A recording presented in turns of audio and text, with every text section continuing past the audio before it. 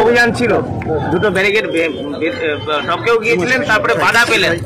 এখন কি কর্মসূচি কি করবেন? ইস্যু নিয়ে নয়, পুলিশি নিষ্ক্রিয়তা নিয়ে।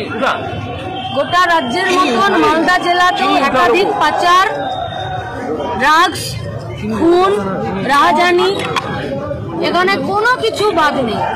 এমনকি টোটো যদি রাস্তায় চলছে তো পঞ্চায়েত থেকে নির্দেশ দিয়ে দিচ্ছে যে 2000, 5000, 10,000 লাগবে, তার কোনো রসিদ নেই। কেন লাগবে?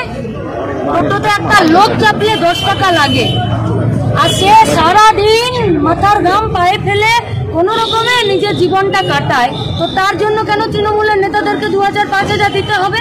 পুলিশ জানে না এসব? তো পুলিশ কি রাস্তার মোড়ে মোড়ে দাঁড়িয়ে থেকে শুধু ট্রাক থেকে আর বাস থেকে টাকা আদায় করার জন্য আছে, আর মানুষকে ভয় দেখানোর জন্য, আর যারা মানুষের উপর অত্যাচার করবে তাদের হয়ে কাজ করার জন্য? তাই ছাত্র, যুব, মহিলা মিলে আজকে আমাদের এসপির সাথে বিভিন্ন ইস্যুতে কথা বলার কথা ছিল। কিসের জন্য ব্যারিকেড দিলেন, আর কিসের জন্য সংসেজে দাঁড়িয়ে আছেন, আর কিসের জন্য অত বড় বাসের স্ট্রাকচার করেছেন আমরা জানি না। আমাদের কমরেডরা প্রস্তুতি নিচ্ছেন, আমাদের ডেপুটেশন কপি রাখা আছে।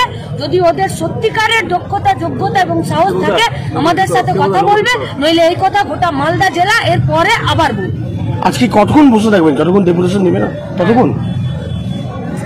এসপির তো একটা নিজস্ব কোন সাহস এবং একটা দক্ষতা, যোগ্যতার প্রয়োজন।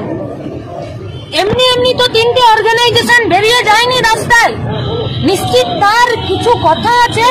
তাহলে এসপির কি উচিত ছিল না যে একবার তারা কি বলছে শুনেনি? নাকি তৃণমূলের টাকা কানে গোঁজা আছে বলে বাকি আর কিছু শুনতে পাচ্ছে না? এসপিকে ঠিক করতে হবে যে এসপিরা মানুষের জন্য, নাকি থানাগুলোকে যেমন তৃণমূলের পার্টি অফিসে পরিণত করে দিয়েছে সেরকম এসপি তৃণমূলের দলদাসে পরিণত হয়েছে কিনা। কথা তো শুনবে যে কি বলতে চাইছেন, এখন কি বলতে চাইছে সেই কথা তো শুনবে। না বললে এসপির দায়িত্ব এসপি নিজে নেবে। এইভাবে কি পথে বসে থাকবেন? এবারে এভাবে বসে থাকবো, কিভাবে বসে থাকবো সেটা এসপি ঠিক।